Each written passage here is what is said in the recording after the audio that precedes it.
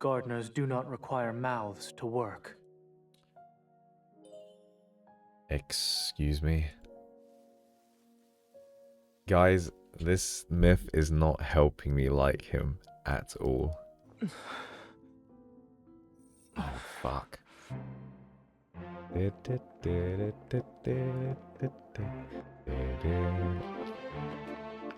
love this. I teared up when this played. I love it.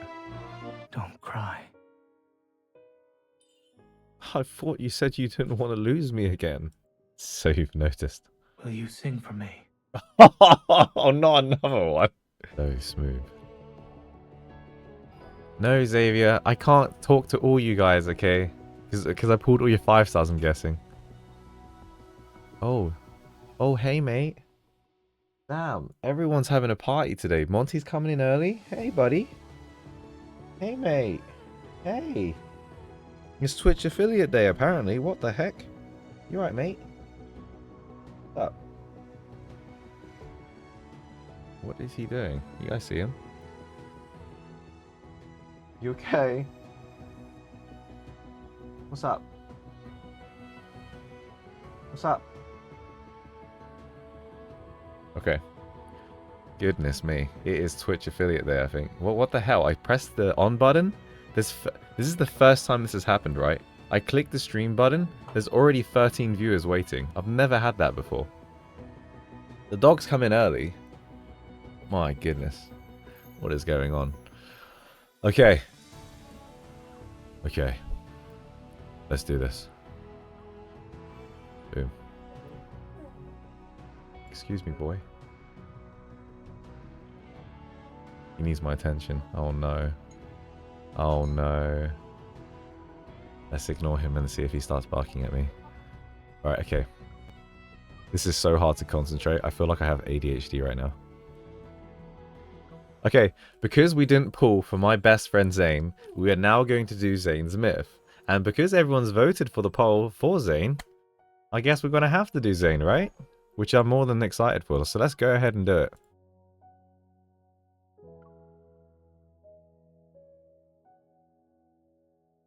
It's quite a lot that hasn't seen it. Fair? We have the voice actor as well, the lady voice actor. So let's lock in. Under Astra's command, may the Foreseer deliver his will, for that is his fate. Okay.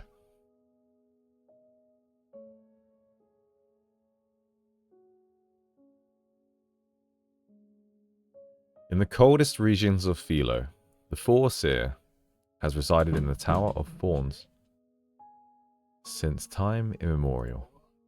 The almighty Astra bestowed his power unto him, ordering the Foreseer to act as an emissary for the divine. The royal family sent an envoy to the Tower of Thorns every 100 years to listen to the Foreseer's prophecies. You probably can hear my dad and the dog in the background playing. Yet the Foreseer has not bestowed a prophecy to the royal family in hundreds of years. Envoys sent by His Majesty never returned. Their whereabouts remain unknown to this day. There is a rumor that the Foreseer has been perpetually frozen in an icy tomb.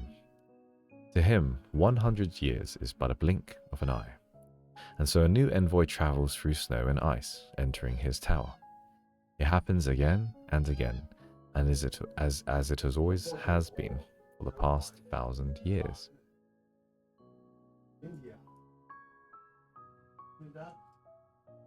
Okay. So he's like a prophet, right? So I'm reading it again just to make sure.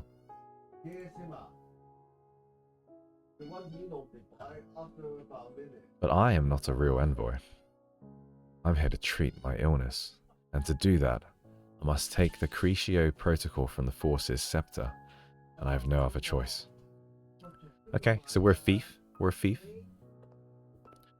Suppressing my anxiety, I walk into a massive room and bow respectfully. Wait, isn't she meant to voice act this? I turned it on. Does she voice act this?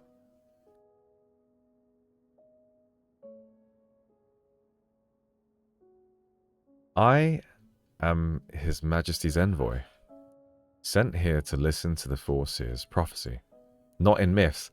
Oh, my throat! Ah! Oh, I can already tell. Oh, no. Oh, no. Oh, dear. I thought I was going to get a break today. I was literally ready. I was going to, oh, yeah, kick back sort of thing, but... Oh, jeez. Okay. Let me...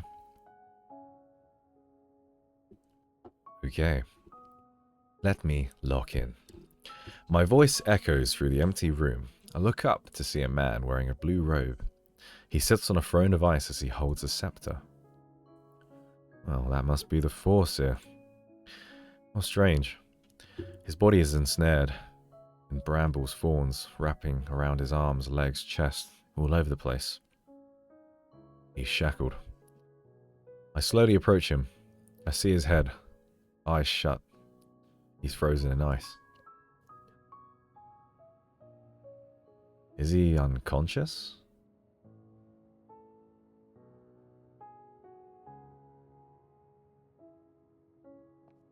Hey, Zayne.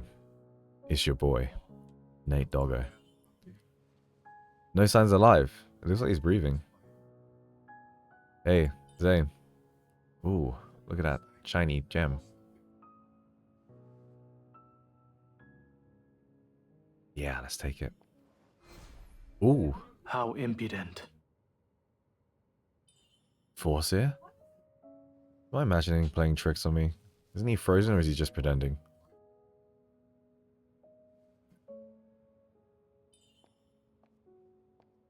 Hey, you awake? Oh, slap him on the face. He's a lot more sprightly than I thought. Every book I've read describes an old man. It seems that those tomes you've gleaned through have taught you nothing about etiquette. Ugh! You're not actually frozen? He's not moving, but he's immobilized, right? Oh, damn. Go for the neck. Go for the shoulder. Go for the heart. It seems you do not know what true horror is. Go here. Your actions are testing my patience. Oh, you're testing my patience too. Do you know what happens when fools disrespect the Foreseer? And you are frozen. My expectations were a bit higher than this. Winter punishes every wrongdoing in due time. Haven't you heard of doing what is necessary in a bad situation? But who exactly is in a bad situation?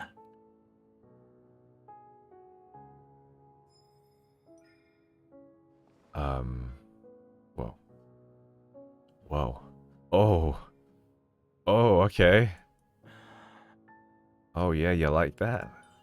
The ice is more like crystal. What is it? You have a wild curiosity and a brazen tongue. Your tongue is like Winter's loveless embrace.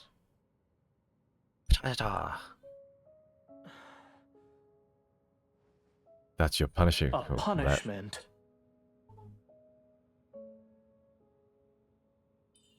Aren't you Fury? Fury? Is it me or does she speak really fast? That wasn't even half a second. Aren't you furious? You're being treated like a plaything, huh? Those sorts of emotions I no longer have any use for. I was caught up in the moment. Let's finish what I started. Ooh. Whoopsie. Where did that come from? He can move? Well, that means... I've played enough of your little games. You forget yourself, testing the limits of my benevolence. Calm down. I gotta prepare for this fight. I am His Majesty's envoy. Damn, that is fast. You can't kill me. An honest death is not a suitable punishment for every pretender. Yeah, I haven't got it on auto skip. It's just going for it. Before I can react, a cold sensation coils around my feet. I look down and see frost climbing up my legs. Tell me, do you know the fate of thieves who sought the Creatio Protocore? Ice reaches my neck and it's like a cold hand that tightly grips my throat. Without sparing a glance, the Foreseer walks past me. He disappears into the shadows. So I'm like, so cold. Where are you going, Foreseer? The crystals cover my mouth, sealing it. The next time I open my eyes, sunlight drifts through the window adorned with roses. He left me here for the night. The Foreseer sits on his throne, reading a book, and the sun glows casts an illusion of softness on his cold demeanor. Foreseer? Fine morning we have today.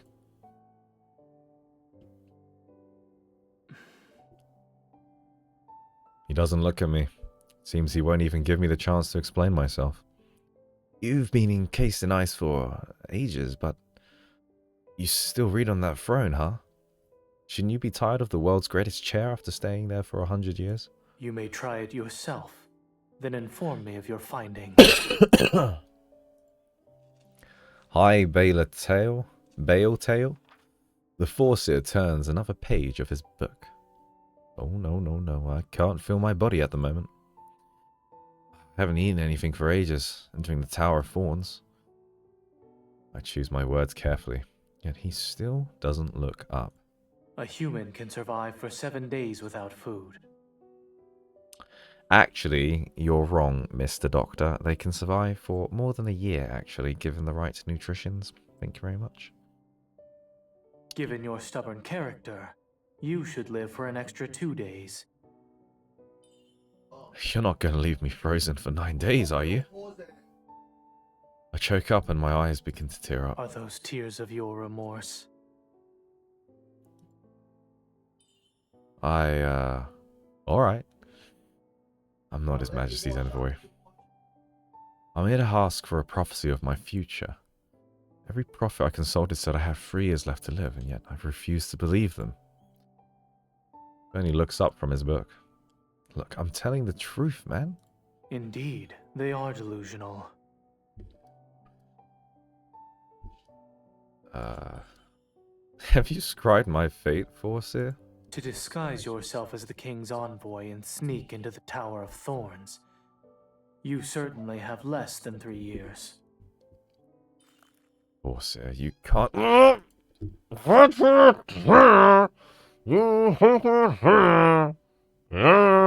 I like doing that, as you can tell. An endless silence returns to the throne room.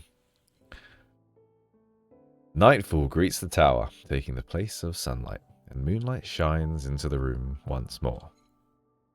Today is the first day of my punishment for entering the Tower of Thorns, and I've come to realize, after being frozen here, really impossible to warm the heart of a demigod who lives in these rime-kissed lands. What the hell are you guys talking about? In the middle of the night, I am awoken by a radiant flash. Golden words float before me.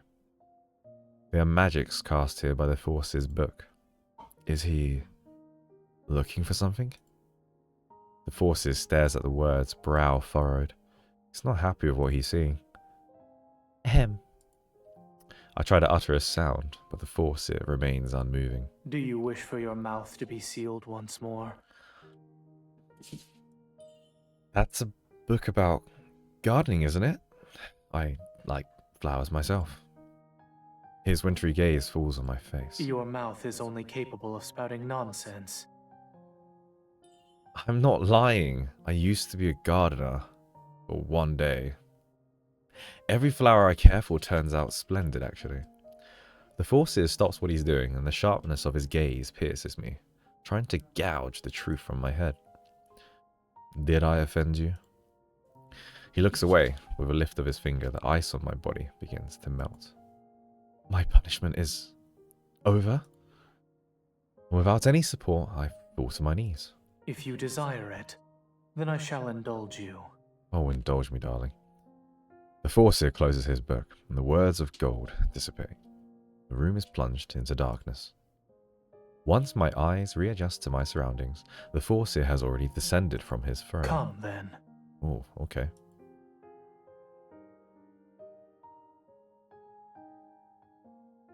I follow him, climbing the spiraling staircase of the tower. I'm out of breath by the time we reach the top. Meanwhile, the Foreseer is unfazed. In the distant snow-covered mountains are like white seashells. Impossible! I said that like a Dragon Ball Z character. Impossible! I was not brought here to admire the scenery. I suddenly notice a tiny white flower bud between the bricks. Why is jasmine growing in a place like this? The Foreseer's frigid gaze observes my every action, and I carefully examine the bud. There's something wrong with it. I doubt it will bloom anytime soon.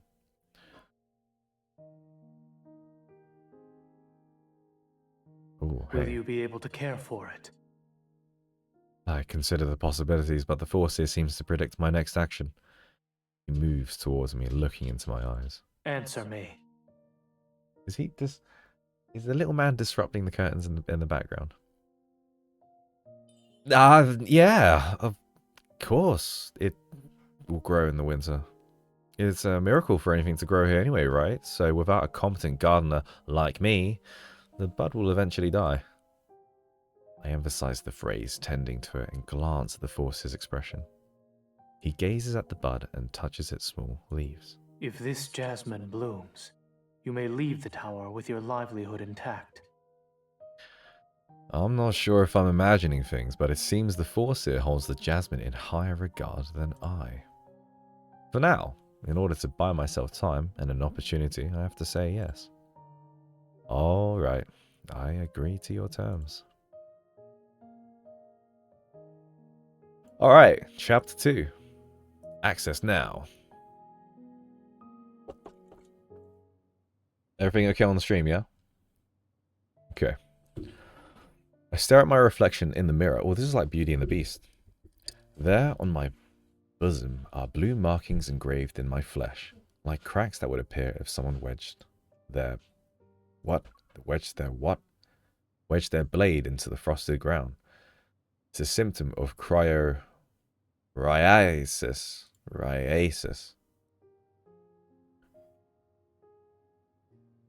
Am I playing all the myths? Not today, but maybe someday. I'm missing content.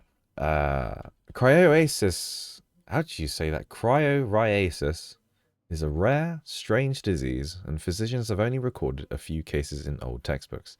The infected will eventually lose consciousness and be unable to move, as if solid. So this is my disease. Only the Creatio Protocol from the Tower of Thorns can remove it. To make that peculiar jasmine bloom, this is my chance. I need to befriend the Foreseer so he lets down his guard. Only then will I be able to approach the Creatio Protocol. Why does the Foreseer care so much about this damn jasmine? I gotta investigate.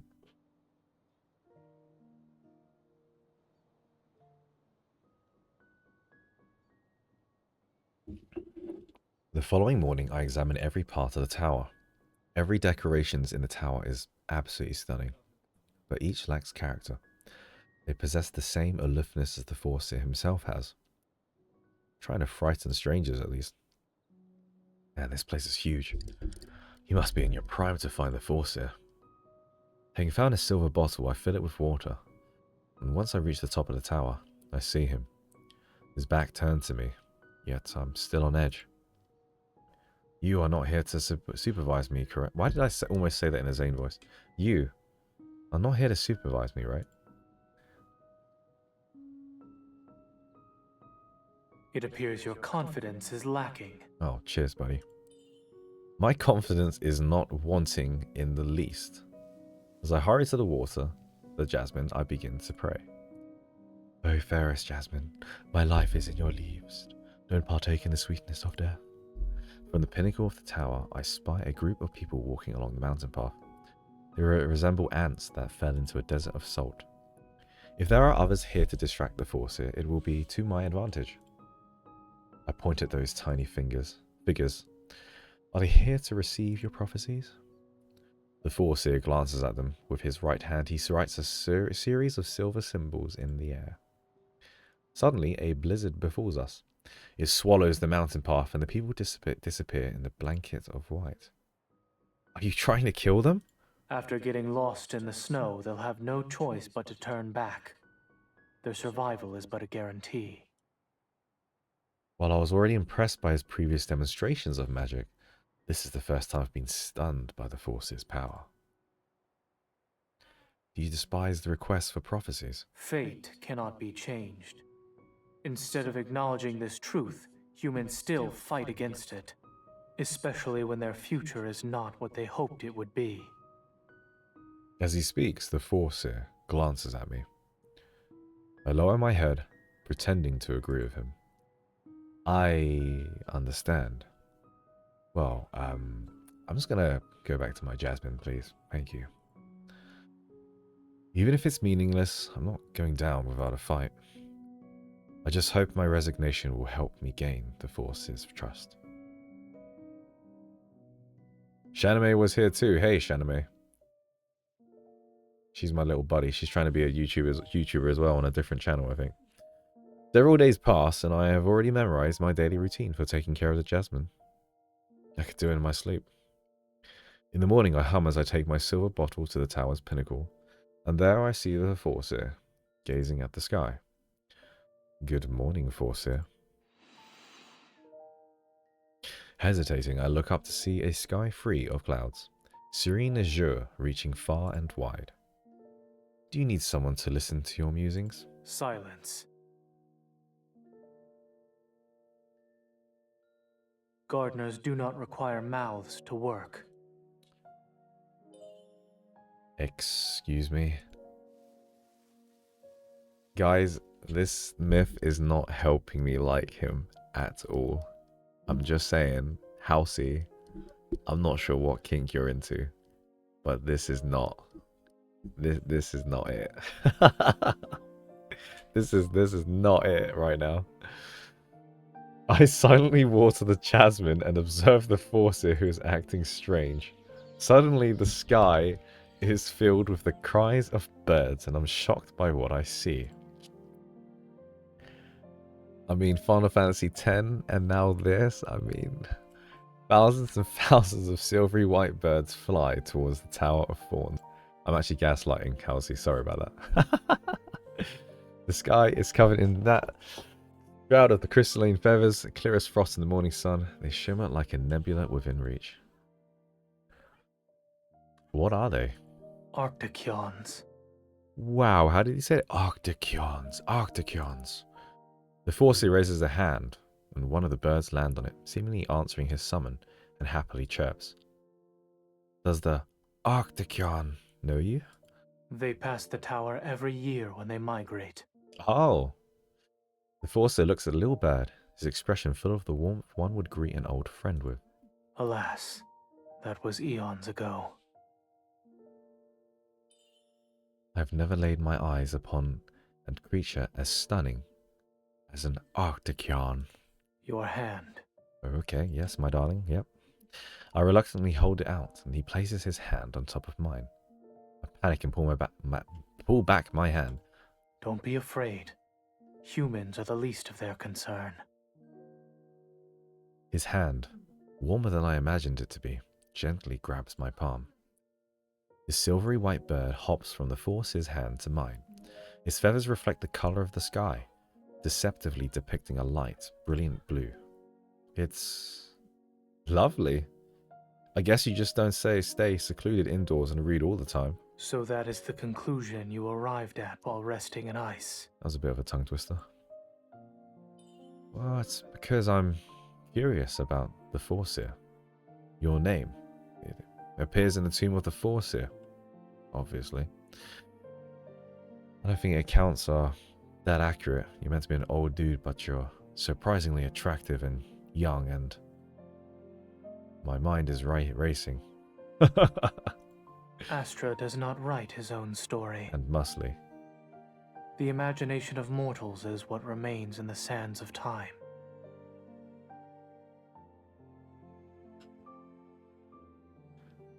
Yeah, let Zayne cook. Let Zayne cook.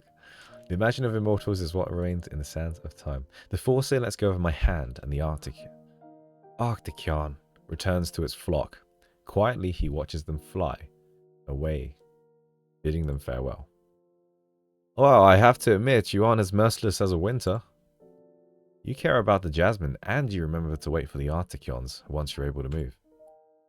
The coldness in the Foreseer's gaze returns. You are not here to study my behavior. Your wild curiosity almost led to your demise. I must say I only like Raphael. Were you guys in the previous stream? I need to upload a video, but I was talking about stands and fans and what each one were like. And I said the Raphael ones always address themselves, or Raphael, in their when they speak. They always say like, "Oh yeah, I'm a Raphael fan. Cool." I'm a Raphael girly too. There we go. I reckon Housey knows something, so maybe after we do the whole myth, everyone's gonna be like, I love Zayne. He's the best. I'm very excited. How many more is there actually? So we've got 1, 2, 3, 4, 5, 6, 7. Oh, we can smash this. We can smash this. So Beauty and the Beast, we're locked in his tower. We're trying to water his jasmine, and Zayne is exactly the same as what I thought he'd be. So while the Foreseer checks the jasmine every day, it's not enough to get him closer to him or the Cretio protocol. I need to spend more time with him. Today, after watering the jasmine, I purposefully walk by the throne room, and the Foreseer is reading. Well, it's a wonderful morning, Foreseer. Have you paid a visit to the jasmine? What do you want? Hey. I don't want anything. I just said, did you see the jasmine? You never passed the throne room after watering the flower. He actually noticed. Did you know today is Wisshen Day? I have heard of it. Where I come from, everyone prays to Astra by lighting sky candles. I made one with a few scraps of paper. It's very simple, but tonight... The Foreseer looks up from his book. I don't do such things. He certainly knows how to silence me with a single sentence.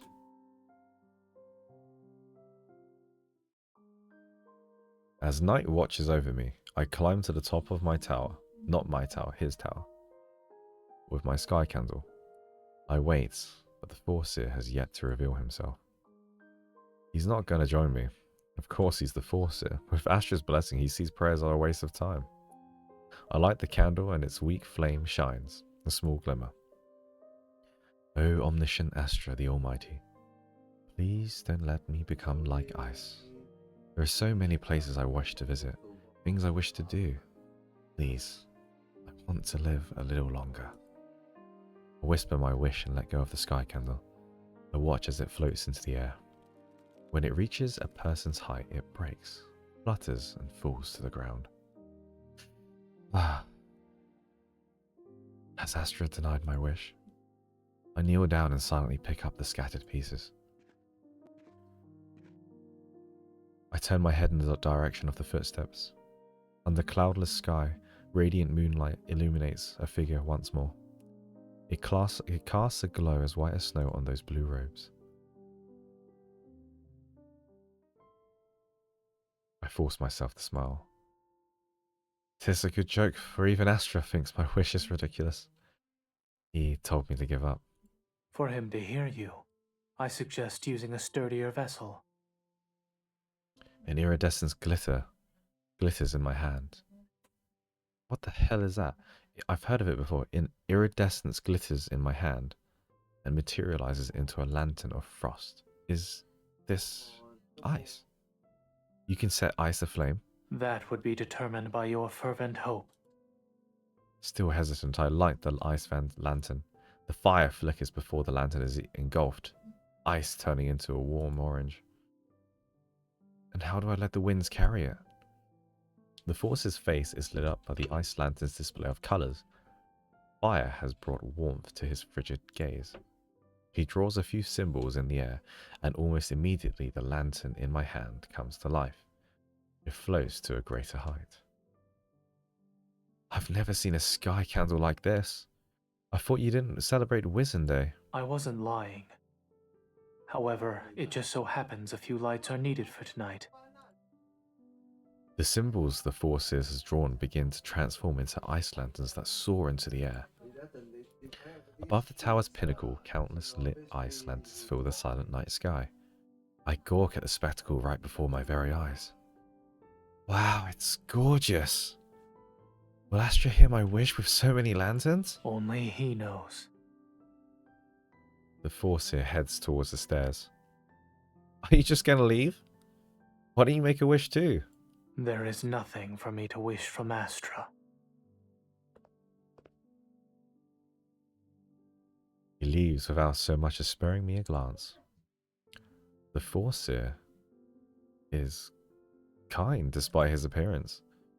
But if he learns of his unwitting assistance in helping me wish for the Creatio Protocol, he would find it absurd.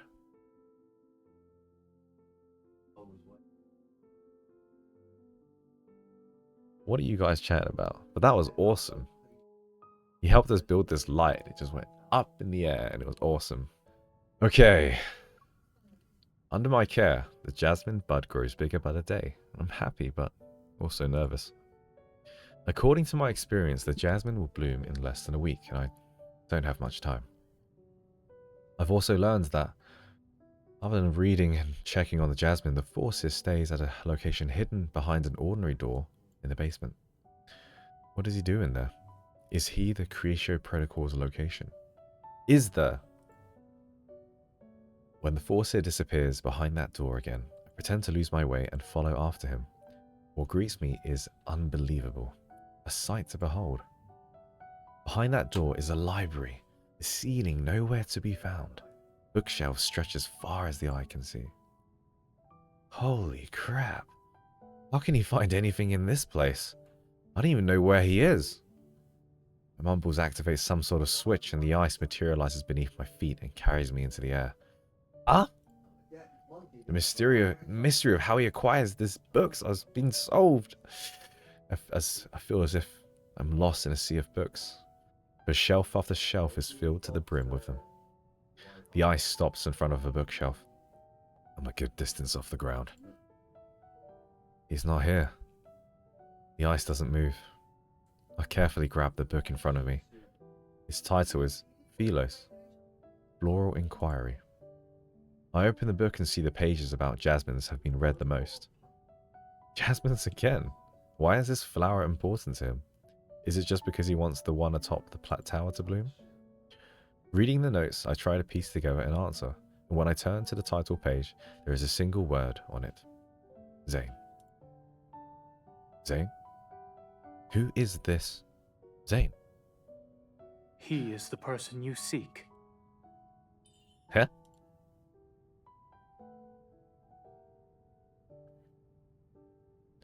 I turn around. On a platform of ice, Foreseer stands behind me. His steadfast gaze sends a chill down my spine. I had no intention of intruding, Foreseer. The ice kidnapped me, you see. Are you claiming the frost coerced you? Yep. Yep. I take a step back, forgetting I stand on a sheet of ice. My foot touches nothing. Whoa! In a moment I go from descending to being caught in the air. Expressing your regret does not require theatrics. Are you mocking me? I find that hard to believe. His eyes, the depths seemingly immeasurable, are close to my face. The Foreseer carries me to the ground, and I come to my senses and lower my head.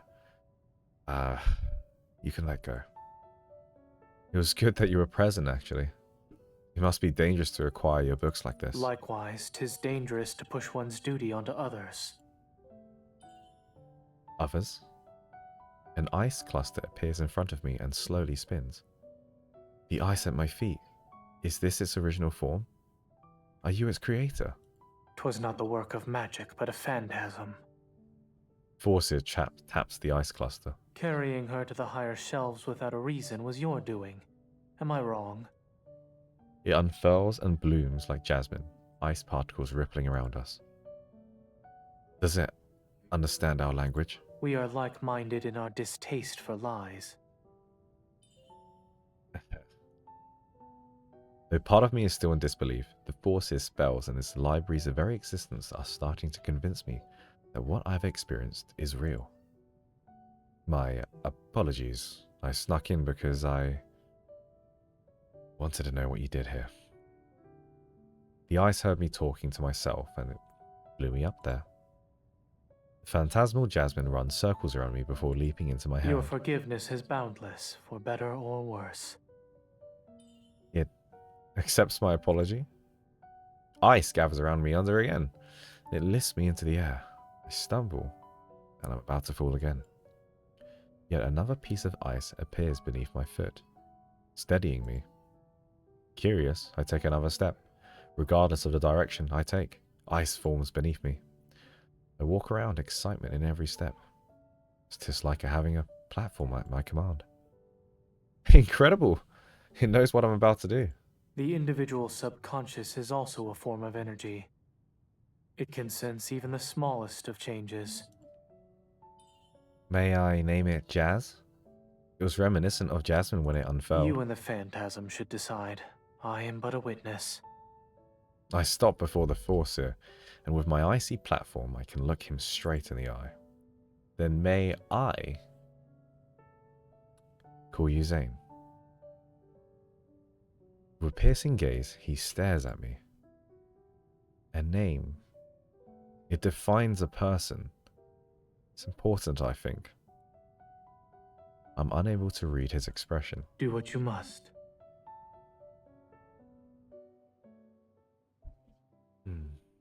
Zayne. Zayne. I stand in front of the mirror, mumbling Zayne's name under my breath.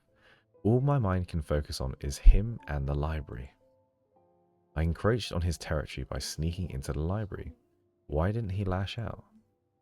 Does he trust me? The icy marks on my chest are reflected in the mirror, tendrils spreading and twisting, approaching my collarbone.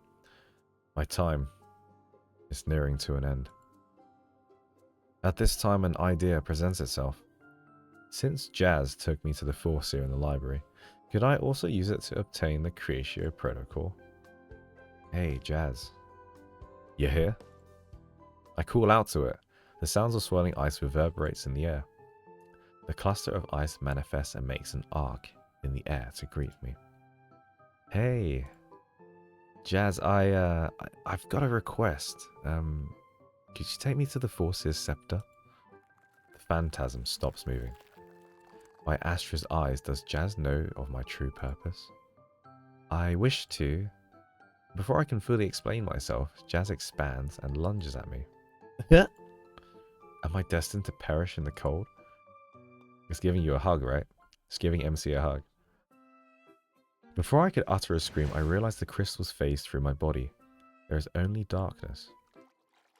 The faint sound of running water catches my attention. Where am I? A distance away, I can make out an indigo spark. That surely must be the Creatio Protocol, right? Thank you! As the light is within my reach, I take note of my surroundings. Huh? Steam escapes behind a dark-coloured curtain. Moonlight shines through the window, landing on Zayne's shoulders and revealing the drops of water running along his back. Why was I brought to the Foreseer's bedchamber? I must take my leave before he notices. I hold my breath and take one step back. Huh? Zayne turns around and our gazes meet.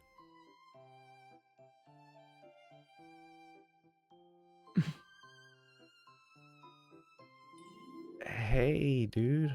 I'm sorry for disturbing you, but I swear on my name that Jazz brought me right here. Maybe the turmoil in my mind is playing tricks, but Zayne is unperturbed We're gonna have to do it, guys. I have no clue what that means. Unperturbed. Oof. Did Google Translate get an upgrade? Unperturbed. Unperturbed. Very Zayne-like. Unperturbed. Unperturbed. What the hell does that mean? Unperturbed. Not worried. Okay. Unperturbed. Unperturbed. Everybody say it. Maybe the turmoil in my mind is playing tricks, but Zayne is unperturbed. With the slight curl of his finger, the steam around us turns into a white cloth that hangs around his waist. With another wave of his hand, an unseen force pulls me in his direction. I stand before him. What brings you here? His hair, his face, his chest, all wet and sweltering from the nightly rendezvous. I'm unable to avert my gaze. His chest, his biceps. Ooh. What is more astounding is the number of scars etched on Zayne's body. I thought the jasmine was about to bloom. I was unaware you were bathing. Having coughed up a pitiful excuse, I close my eyes. I sense the invisible force is gone, and I open my eyes, and Zayne is putting on his robes. No one could have predicted Jazz to be unwavering in its loyalty to you. However, I expected as much. It knows only of us, and thus considers you a friend. Are you going to punish Jazz? He only indulged in my whimsy. Should I punish you in its stead? I think some people in the chat are like, yes, yes, please. Zayne's unwavering gaze meets my eyes. If the jasmine meets something terrible as I sit in an icy prison for 3 days and 3 nights. Worry not. Punishment awaits. Woo! I don't want to gaslight anyone. But you guys know who I'm talking about in the chat. What do you mean? Are you gonna kill me? Is a horrible death the only consequence you can think of? I have no interest in taking the life of another. Is it for this reason you will let me leave? You should decide that for yourself. With a wave of Zayne's hand, I'm pushed out of his bedchamber by an unseen force.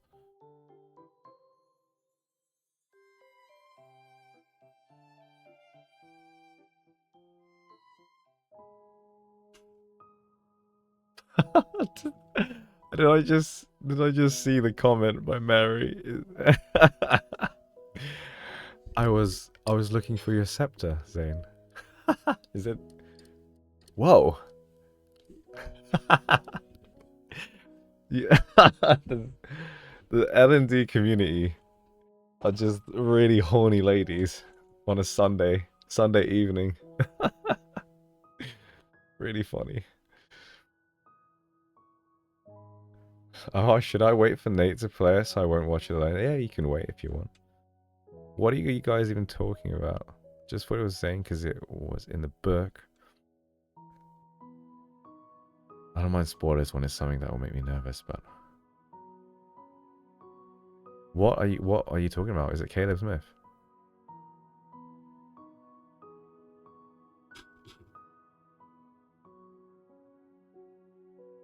So funny.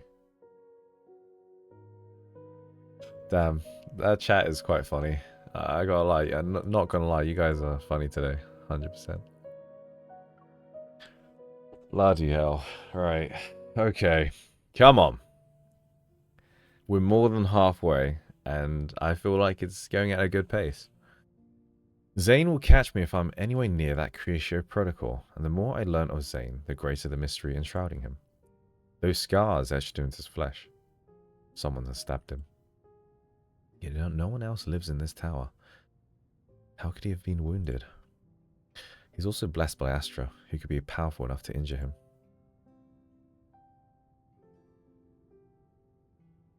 I'm glad I didn't read the chat. Try not to spoil, guys. No spoilers, please. My curiosity extends beyond our current relationship. In other words, I won't get an answer. Cherry juice. The very next day, I visit the library at midnight. Jazz takes me to the same shelf that has Philo's Floral Inquiry. Is Zayne always reading this book? Everything is connected to Jasmine.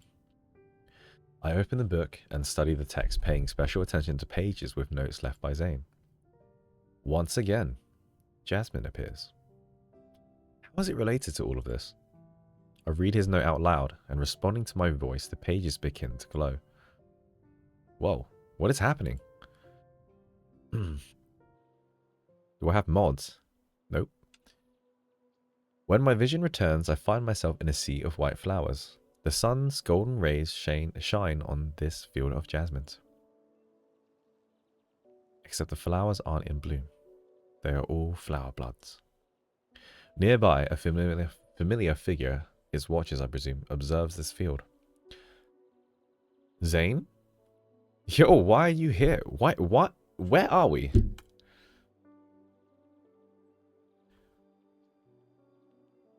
Zayne turns to look at me, confusion in his expression. Have we met before?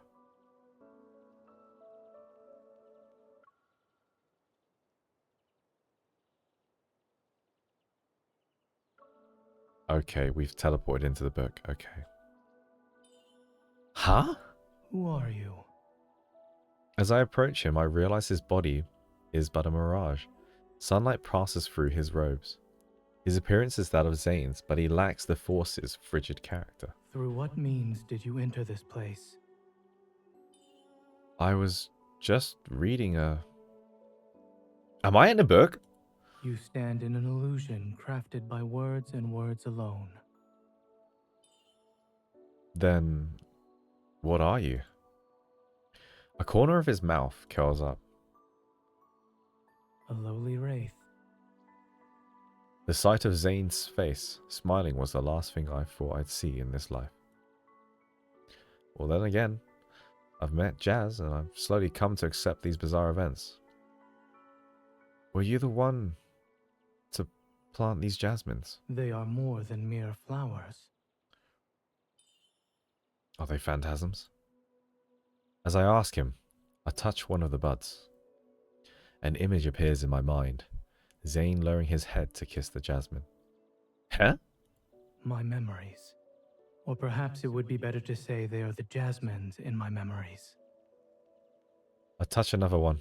This time I see Zayne in an unfamiliar garb, but still lowering his head to kiss the flower. Why does the Zayne in these memories appear to be from another era? Each one is my life of another time. Is your destiny and the jasmine intertwined? All I can recall is my end with that moment. You know what I saw. Again and again and again, like a cycle. I do not remember what happens after.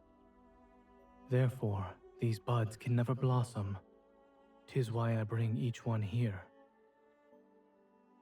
I stare at the seemingly endless ocean of flower buds. If each one represents a memory without an end, then how many are there? I recall Zayne's note.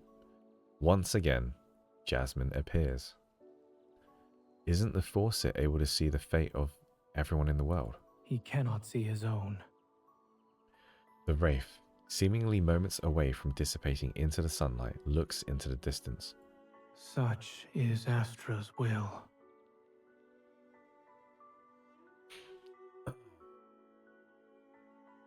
I leave the library and slowly climb the staircase. My thoughts still linger on the book's illusion. I reach the top of the tower, and there, Zayne stands in the moon's immaculate glow, thinking deeply while gazing at the jasmine. I understand its significance to him now. He's pinning his desire to remember onto the flower bud. You are not forbidden from entering the library, but you cannot venture there as you please. Zayne, have you ever considered leaving the tower? Zayne looks at me, his emotions inexplicable. What text did you find to make you ask such a thing? Maybe these jasmines represent the outside. He lifts his hand, and I am abruptly pulled towards him. His hand grasps my throat, his wintry gaze meeting mine. Your insolence reveals itself. Allow me to remind you of your place. Fear spreads throughout my very being. All of a sudden, the Creatio Protocol on his scepter releases an eerie indigo light. Frowning, Zayne relaxes his grip and pushes me away. Stand back. Zayne? That was a voice acting cough, but also a cough at the same time. Stay away from me. Before I can do anything, a myriad of brambles sprout and slither with serpentine precision towards Zayne. What are these things? Seemingly alive, the brambles ensnare Zayne's entire body and dig into his limbs and torso. It's exactly like our first meeting, when he was bound to the throne. These... are they preventing you from leaving? His gaze is as cold as winter's sting. The Foreseer cannot set foot outside the Tower of Thorns. One of the brambles rushes for me. It scrapes my arm, a line of blood red as proof. Zayne lifts his finger, ice appears and shields me from the brambles. A few swipes is all it needs to take your life. I remember the Creatio Protocol glowed when I talked about being inside the tower. Is this because I suggested you leave this place? Your wounds, are they from the brambles? He is warning us. Astra is warning us. Ah, I see. I realized only Astra could perpetually freeze him. The Creatio Protocol is his method to keep an eye on the Foreseer. Not only does Astra punish any attempt to leave the tower, but even the mere thought of it is also intolerable. You've attempted to leave the tower, yeah? That is why Astra has punished you. I have no recollections of such. Sorry. I was unaware. I assumed you didn't want to leave. You've begged enough for forgiveness. Destiny's guiding hand may have brought you here, but it is time to abandon your curiosity. The brambles seem to have calmed down and disappear into smoke. If not for my wounded arm, I would have assumed it was dreaming. There will be a solar eclipse tomorrow. I must wait at the tower's pinnacle for the prophecy. Unless I tell you, you are prohibited from entering.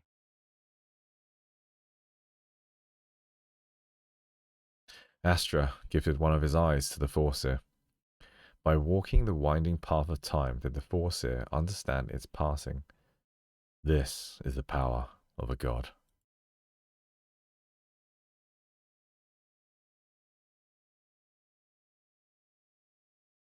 The moon masks the sun, and only a golden ring remains.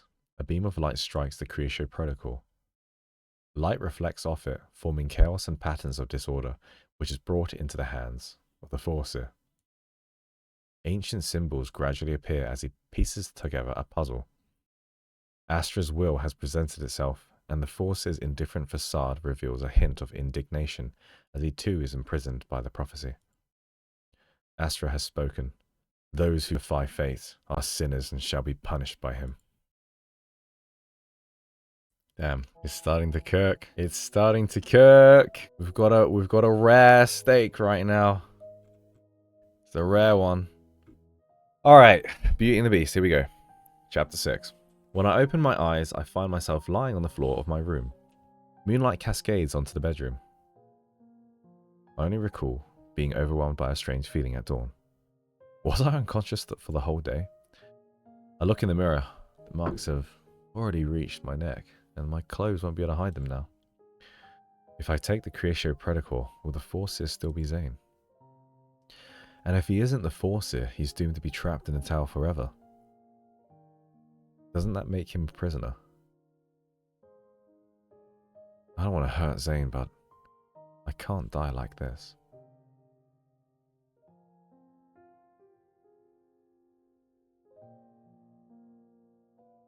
No, if he isn't the Foreseer, that means he can leave the tower, right? He only has to stay there because he's the Foreseer. So surely taking the orb and then... surely taking it means that you're freeing him, right? I'm a bit confused.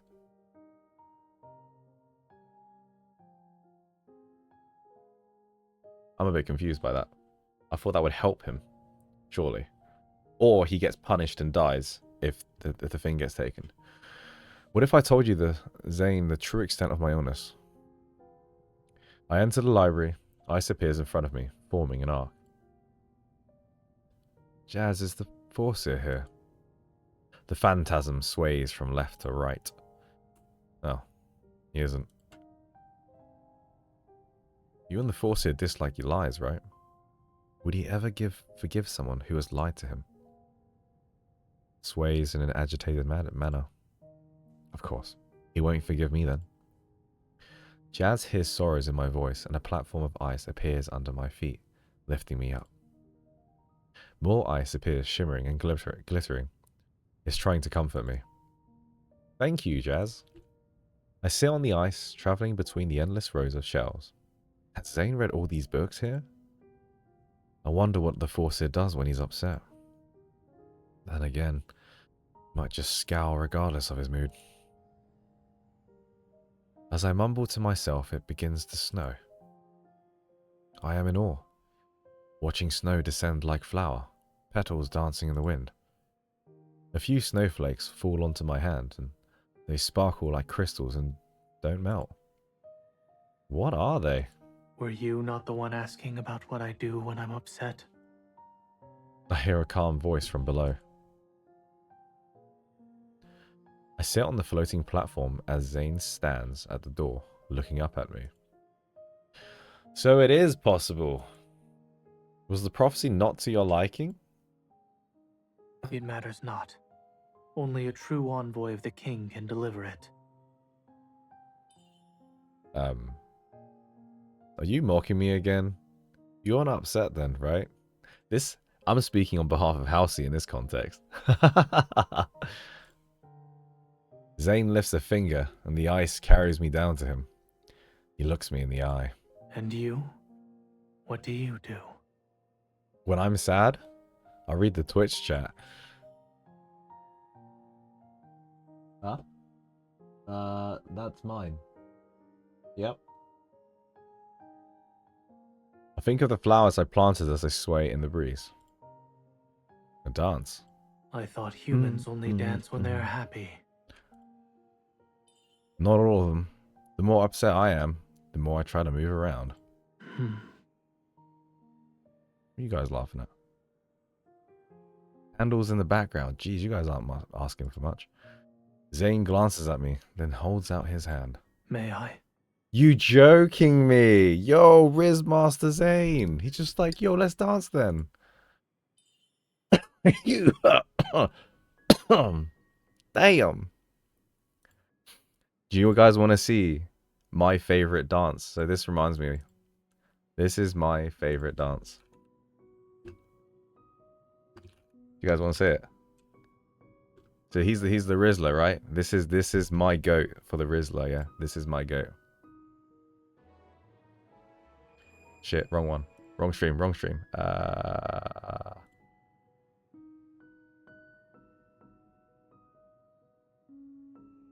This is the Rizzler. Watch this. Halsey would know this one. This is the Rizzler. I had the webcam in the middle this whole time. Guys, you should have told me. This is the Will I Dance guy. This is the one. Sorry, moment of break. You're the best looking guy here. Dance with me, come on. Not interested. Let me guess, you will only dance with good looking girls. Or like if you're in love with me. You're going to like me, you're going to like me. This is cute. You guys will like this game. He's like, I can't dance. I'm an emo. You'll be fine, come on. I'm looking for someone. I can't dance on my own.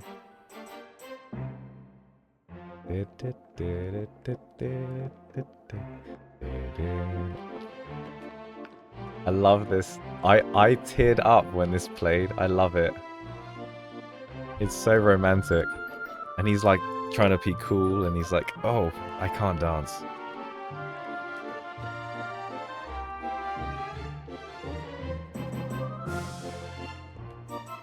So she thinks he's cute. He's just like, I'm playing it cool. And she's like, come on, dance with me. He's like, nah, screw this. I'm done. I'm gonna talk to a wall, you know? And she's like, come on, you can dance.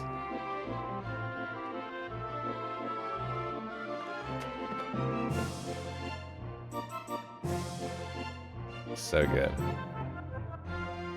You guys like Final Fantasy VIII now? This is back in a long time ago.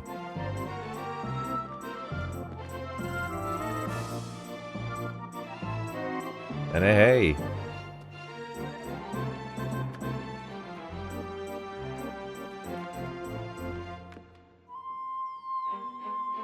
And then the fireworks go. And he's like, I should go.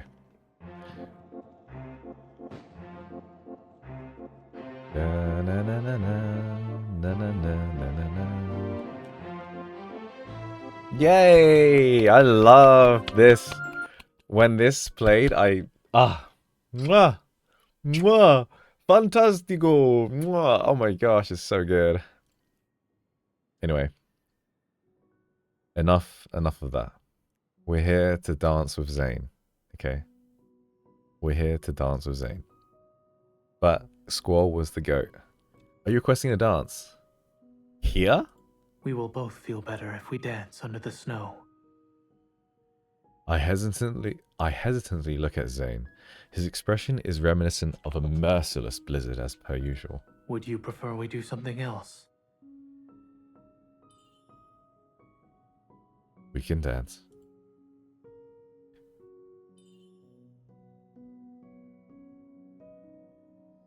The warmth of Zayne's hand spreads from my fingers to the rest of my body. In the tower's library, we waltz. Snowflakes gently flutter about and we step on the jasmine-shaped ice. Everything has led to this precious moment. We gaze into each other's eyes, our hands touching, our steps synchronized. You've lived here by yourself since the beginning. Who taught you how to dance? This can't be your first time. Perhaps my body still remembers the motions from the past. Are you referring to your other lives? The Foreseer cannot truly die, so your description isn't right. Zayne looks at me, but he's gazing into a time long gone. What is it like to remember things from another era? It is no different than being in a never-ending snowstorm. I watch Zayne, the lonesome air surrounding him. Though we are in the same room, moving to the same rhythm, he is a dreamer whose dream may soon come to an end. I squeeze his hand. If the snowfall is eternal, find someone to dance with you. At the very least, the two of you will be happy. Zayne's gaze sweeps across me like a feather, brushing across my cheek. You don't seem to be upset anymore. Our dance would be better with some music. Following the rhythm of our steps, I start to hum. My voice echoes within the library. I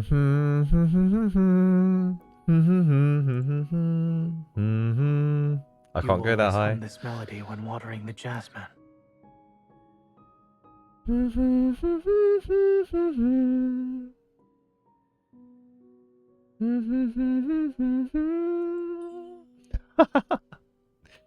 So you've noticed. Will you sing for me? Oh, not another one.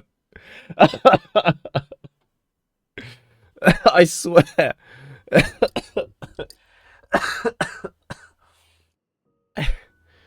Like, Silas last week asked me, play that song one more time, darling. And I was like, so long for longevity, before fading to dust. And now he's asking me to sing. Does she got a good voice? Damn. To the afterglow cries cosmic demise. Oh, this is she singing. A world in deceptive amber paradise. In the sands of time, my frozen bouquet awaits. With your gaze so full of wonder, I hold 4 jasmines asunder. His secrets revealed. Hark the bard, O legends unfold. This distant tale they sing to you. Unspoken desires, sincere and true. A jasmine in time's embrace. A fragrant araya, a moment's grace. Zayne cannot recall the first time the jasmine appeared. And ever since he took upon the mantle of Foreseer, the Tower of Thorns had always been home to the jasmine that never bloomed. It is like a riddle forever waiting to be solved. Or maybe it's a metaphor for his fragmented memories. The jasmine's existence is an unremovable thorn, a reminder of his past, of his failure to remember who he is. Zayne dreams the same dream. It is one he was dreamt of many, many times. He kisses the jasmine bud, and then his entire being sinks into the darkness. Zayne. Zayne. Yet he hears her voice cutting through the shadows. Why does her voice sound as if it's from the jasmine itself and from the distant past? Zayne awaits for the darkness to swallow him once more. Yet when he opens his eyes, the jasmine he kissed in his dreams has turned into the face of a girl.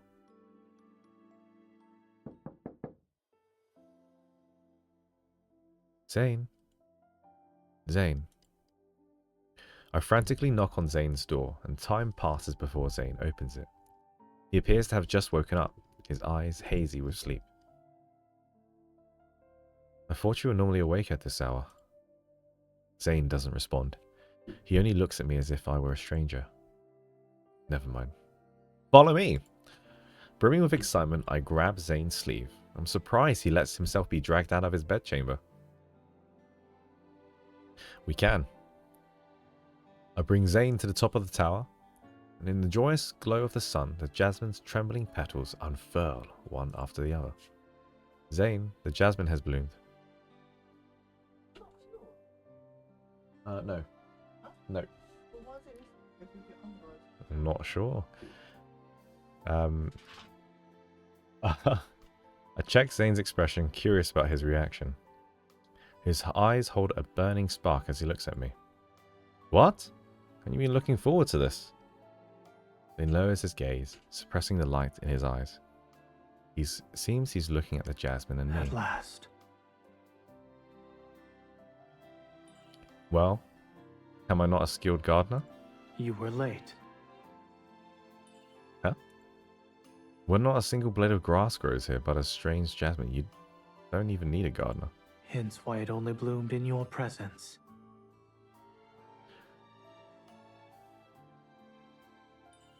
Don't shower me with praise.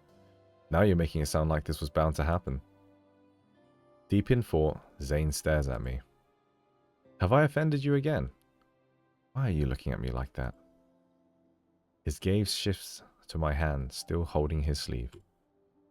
Oh, I'm sorry. I was too excited. Let me text my mum.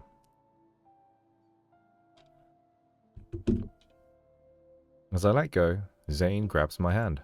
This is not a mere coincidence. 1 second.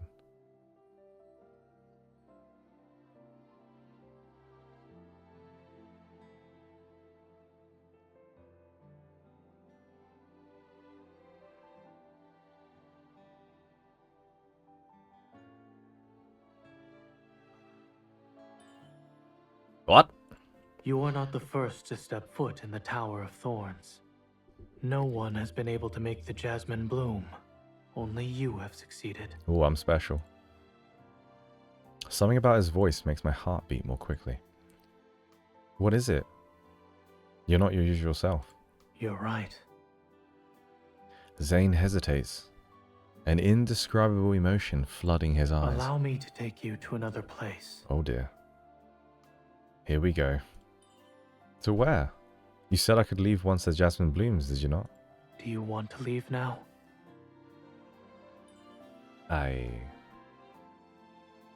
Do I? Do I want to steal the Creatio Protocol? Make Zayne lose his power and leave him imprisoned in the tower forevermore? No. I don't want him to be perpetually frozen anymore. But I will die, won't I?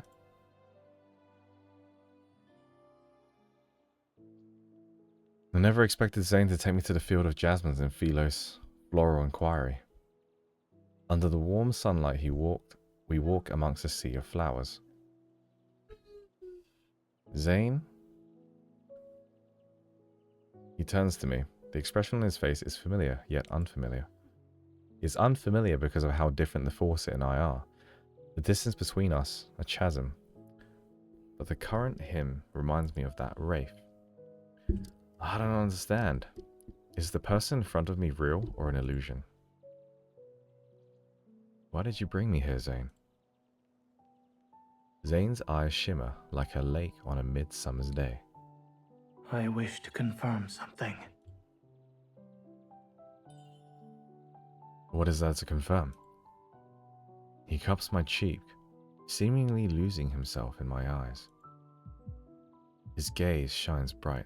My heart is racing, violently beating in my chest. That I won't lose you again. But then, a suffocating indigo is all I see. The blinding light consumes my vision while my heart feels like it's being crushed. I clutch my chest and faint.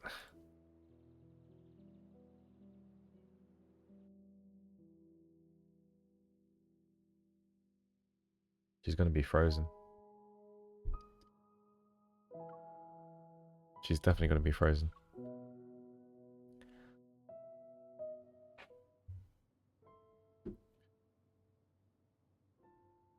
I cradled in Zayne's arms. The girl lies still, her cold warmth lingering. The body he's holding cannot be considered one that belongs to a mortal. Under her clothes, blue lines manifest at an alarming rate. Astra warns the Foreseer in the form of an eerie indigo gloom from the Creatio Protocol on his scepter. The Foreseer is forbidden from peeking into his own destiny. Or else Astra shall give unto him the sweetness of death's embrace. Even so, the Foreseer must see the future of this girl whose fate is deeply intertwined with his. Following destiny's golden thread, he unveils truth, hidden in enigmatic mist. Along his journey, he has met this girl time and time again.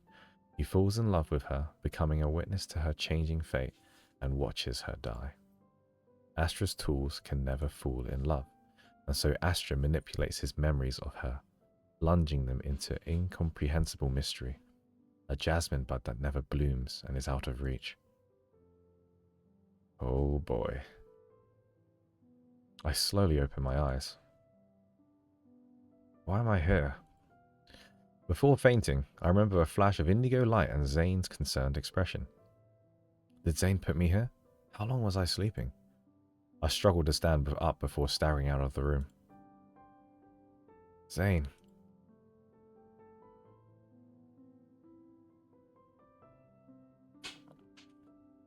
I search every part of the tower, but Zayne is nowhere to be seen.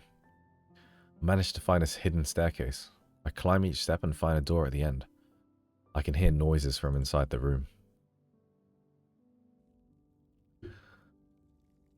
Pushing open the heavy door, I see Zayne shackled to the wall in the corner of the room. This is a prison. From the walls, the floor, the ceiling, the ice approaches, hounding like a living, ravenous beast. Black as night, its glow is ominous. Zayne? What happened to you? With not a tinge of emotion, Zayne's eyes are scarlet. His hand emits a white glow, and as he clenches it, the black ice suddenly elongates and stabs his body. Why are you hurting yourself? Astra's punishment. I realize his body is moving on its own. I remember when I accidentally appeared in Zayne's bedchamber. Once he came out of the bath, scars covered his body. Were those a result of his self-inflicted injuries?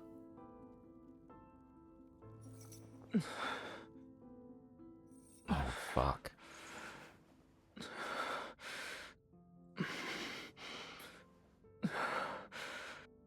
Ouch. I need to do something so he can stop the ice. Zayne!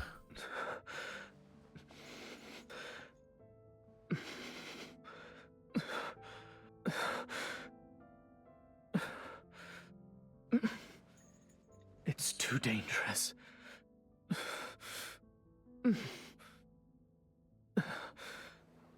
I won't be able to control.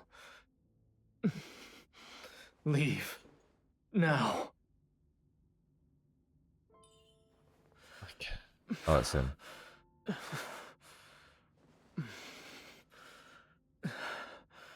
I cannot die. This agony I've experienced before.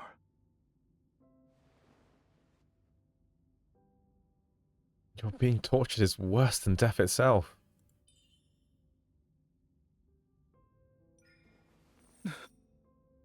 Is there a way to remove it?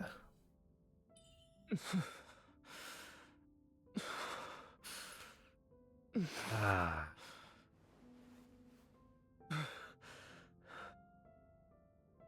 Doesn't seem like we can move it.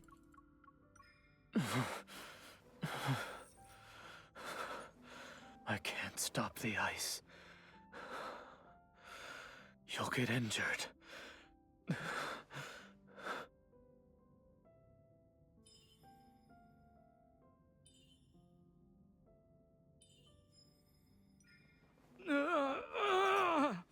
Oh, dude. That looks painful. Does it still hurt? The ice will not relent. Leave this place, please.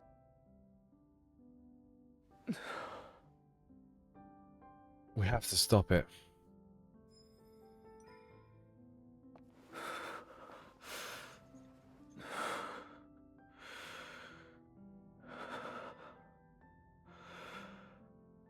Why didn't you leave? Compared to the previous trespassers of the tower, you truly are the most audacious. The black ice has ceased its movements, but the prison is still cold. I unshackled Zayne's hand, seeing his bloodied wrist. Sorrows well up in my heart. Zayne, I approached you so I could take the Pre-Ratio protocol, but... I know. While you were unconscious, I divined your fate and the reason you visited the tower. But why did he punish you? Zayne's gaze is calm. Our fates are intertwined. What? I bear the name of Foreseer, so Astra punished me for defying my own fate. My hand is held in his palm stained with blood. Come then.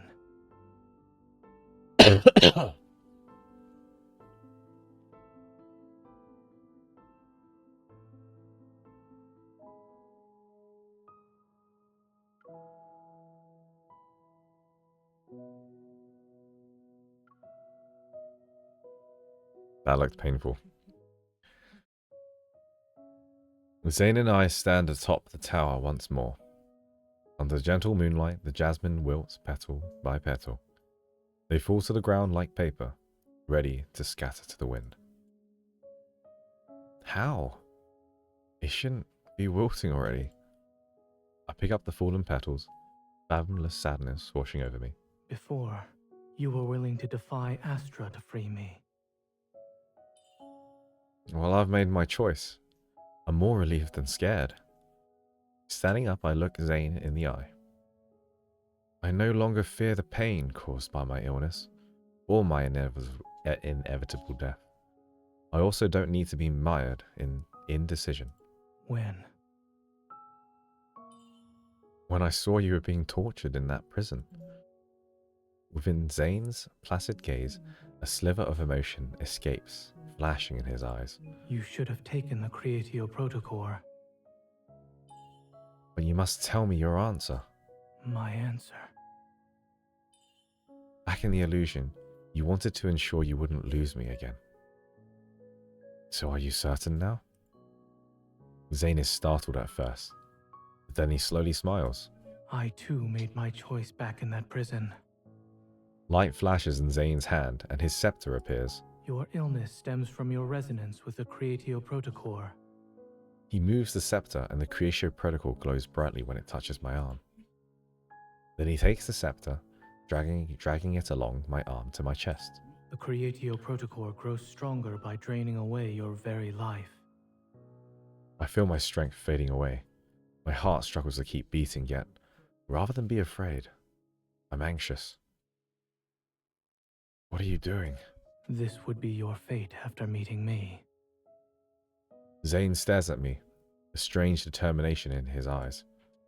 He lifts his hand, and the Creatio Protocol floats from his scepter to his palm. Zayne, I don't want the Creatio Protocol anymore. Light bursts from it, refulgent enough to illuminate all of the tower. In Zayne's hand, white light encapsulate the Creatio Protocol. The power of Astra can curse destiny itself, and it can be used to ruin his plans. The Creatio Protocol's light is contained in the crystalline sphere. He puts it against my chest and it dissipates into my heart.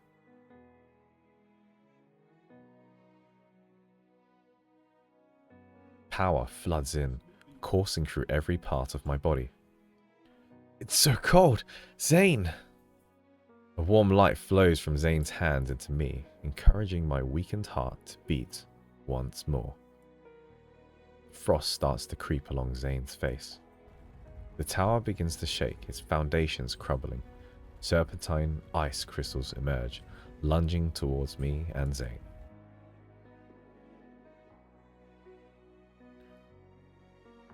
Zayne embraces me, and light from his hand shields me from the ice. Why? I wasn't going to live much longer. Accompanying a desperate resolve is a deep pain in Zayne's eyes. Your destiny is not written in stone. The ice embedded themselves into Zayne's back once more. Oopsie, didn't mean to skip that. You want to hear that, guys? There you go. Zayne! I won't forget you. Not this time. The light gets brighter and brighter, surrounding me until all I can see is white. Zayne! Zayne! When the light fades, the ice, the tower, and the Creatio Protocol are gone. Only a familiar figure stands before me. Zayne! You're hurt. The Creatio Protocore exists inside you. Astra's power is yours to wield. This place is bound to collapse. I'm here to bid you farewell. Don't leave me. I want to stay by your side. The tears I've been desperately trying to hold back fall. Zayne's gaze softens. Don't cry. I thought you said you didn't want to lose me again. I will never lose you as long as you are alive and well. The riddle I've struggled with has an answer. At long last, I shall never forget you. Zayne wipes away my tears. I wish to end it on my own terms. May I? He slowly smiles. It's like watching the first sprout break through melting snow. He leans down and kisses me for the first and last time. Light washes over me akin to waves lapping the shore. I try to reach out to him, but he smiles and slips away like sand falling between my fingers. Zayne! Zayne! Oh, jeez, my cough. Zayne! I sit up and find myself in a field of flowers. Jasmines? The warm sun shines down on them. I'm reminded of the book's illusion. However, these jasmines are in full bloom. Are you alright, miss? What? Well, not after you speaking to me. Where am I? I need to visit the Tower of Thorns. Don't be silly. There's been a raging blizzard these past few days. Oh, he's teleported us. All entrances to the mountain have been blocked. But the Foreseer. Even he cannot defy Astra. No one knows when the mountain path will be clear. Best you forget about receiving any prophecies. The tower is but a tiny dot in the distance, I can barely see it. My frozen heart shatters, breaks, and splits within a single moment. I lower my head, my tears falling one by one onto the blooming flowers. Don't cry. Zayne? Through the tears, I see a sphere of soft white light. Promise me you won't cry anymore. Withered jasmine petals appear in my hand. Now they shall never wilt. The fallen petals merge into a single jasmine flower. Ice envelops it, making it as lovely as the day it bloomed. With this, I will not forget my answer.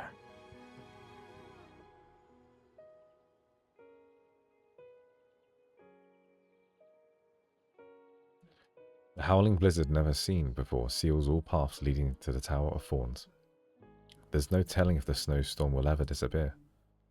The mountain and its lords have fallen into an eternal slumber. No one can venture into the tower.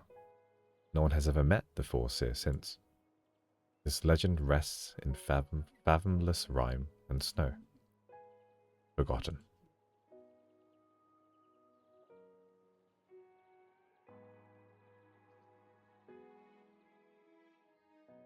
Damn. Damn. Okay, that steak is well done right now. Oh, man. Jeez Louise. That got me a little bit emotional. Jeez, could you tell? My goodness. Holy cow. That was crazy.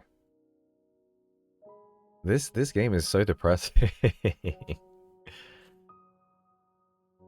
That's crazy. Damn, that's crazy. Is this in the past, or is this in the future, or is this in the present? I can't even tell. Or is this like on another timeline? Interesting. Ah. How did you guys like that? I'm still trying to compute what just happened.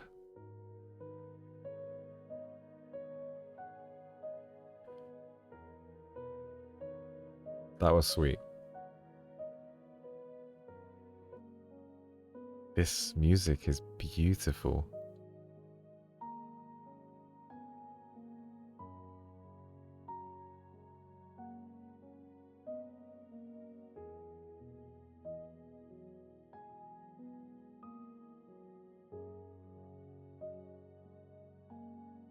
I think this is a really good myth. For one of, it's probably one of the first ones that came out, right? I think it was really well paced. Like, personally, Silas's myth was a lot sadder for me. But the first 5 chapters, they were really slow. Like, super slow. This one was really well paced. Like, there's enough content. Like, the first one, I don't even remember the first 5 episodes. I think it was something to do with, like, shopping. Or, like, pulling a sword out or something. Yeah. It was a good story. I do like him. I get the appeal. I get the appeal of Zayne. He's a nice guy. All of them are nice. And this story perfectly encapsulates what he's like. The whole atmosphere and the whole story is based on him. Which is, when I say that, I mean, Zayne, to me, comes across as a very closed character.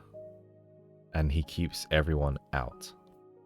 And he probably has really good reasons, and this is probably the reason. And the whole... even his environment encapsulate what Zayne is about. It's a big fat tower, surrounded by a blizzard, and no one is meant to come in. Like the first few chapters, as soon as he sees explorers, he sends them away and teleports them out because with a blizzard. So he wants to keep them away. And he's always trying to do right all the time. But in the process, he's always damaging himself. Like in the main scenario, he's using his ice power, but it's too much and it's like coming down his arm. So he's like a endlessly suffering character, basically.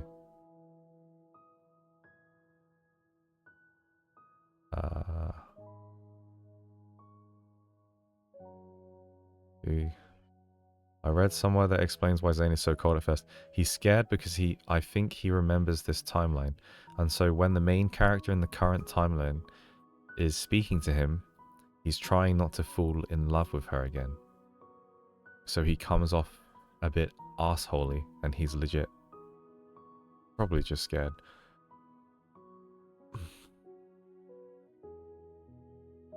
It's nice. It was sweet. It did get me a bit emotional.